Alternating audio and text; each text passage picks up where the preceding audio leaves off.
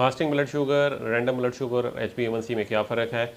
ये तीनों शुगर के टेस्ट हैं जो शुगर की तशख़ीस के लिए इस्तेमाल होते हैं और उसकी मॉनिटरिंग के लिए भी इस्तेमाल हो सकते हैं।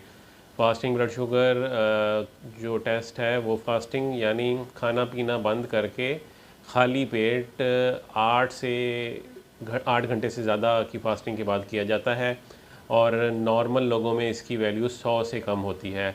रैंडम ब्लड शुगर का टेस्ट जो है वो किसी भी वक्त कर सकते हैं और अगर इसकी वैल्यू 200 से ज़्यादा हो तो शुगर का मसला हो सकता है, अगर साथ में शुगर की अलामात भी हों।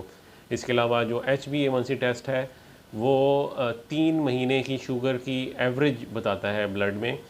जो फास्टिंग और रैंडम ब्लड शुगर टेस्ट हैं ये लेबॉर्ट्री से भी करवाए जा सकते हैं और शुगर के का जो आला होता है ग्लूकोमीटर उससे भी किए जा सकते हैं, जबकि HbA1c टेस्ट सिर्फ लेबॉर्ट्रीज में होता है।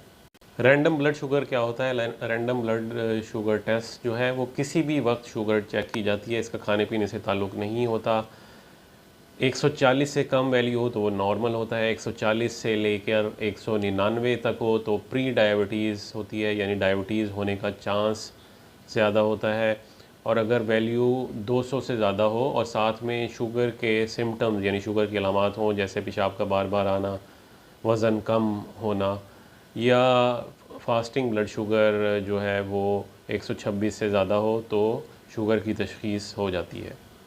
फास्टिंग ब्लड शुगर की वैल्यू क्या होती है? ये कॉमन सवाल है जो पूछा जाता है। फास्टिंग ब्लड शुगर 8 से 12 घंटे की फास्टिंग के बाद चेक की जाती है। अगर इसकी वैल्यू 100 से कम हो तो वो नॉर्मल है, 100 से 125 तक हो तो इसको प्री डायबिटीज़ कहते हैं, यानी शुगर होने का चांस ज़्यादा होता है। ऐसे लोगों को एहतियात करनी चाहिए, खाने पीने में एक्सरसाइज करनी चाहिए, वज़न ज़्यादा है तो वो कम करना चाहिए। 126 से ज़्यादा है तो शुगर का मसला हो सकता है, तो उस ऐसे केसेस में टेस्ट को दोबारा किया जाता है। दोबारा भी 126 से ज़्यादा है तो शुगर की तशख़ीस हो जाती है और उसके लिए आमतौर पर मेडिसिन स्टार्ट की जाती है और साथ में जो एहतियातें हैं वो करनी चाहिए। अगर आपका माइंड में किसी भी मेडिकल कंडीशन के बारे में कोई सवाल है तो कमेंट्स में पूछें। HbA1c टेस्ट शुगर का एक ऐसा टेस्ट है जिससे पिछले 2 से 3 महीने शुगर की जो एवरेज रही हो आपके ब्लड में वो पता लग सकती है। ये टेस्ट ना सिर्फ शुगर को डायग्नोज यानी तशख़ीस करने में मदद देता है, बल्कि अगर आपको शुगर का मसला डायबिटीज़ है तो आपका कंट्रोल शुगर का कैसा रह रहा है उसको मय्यर करने में, यानी उसको उस पे नज़र रखने में भी मदद देता है। आम तौर पर अगर 5.7 यानी 5.7% से कम है आपका टेस्ट का रिज़ल्ट तो इसका मतलब है आपको शुगर नहीं है, और अगर शुगर है तो आपका कंट्रोल बहुत अच्छा है। अगर 5.7 से 6.4 तक है तो इसका मतलब है आपको प्री डायबिटीज़ है, यानी आपको शुगर होने के चांसेस ज़्यादा हैं। आपको अपनी डाइट एक्सरसाइज करके इसको नीचे लाने की ज़रूरत है।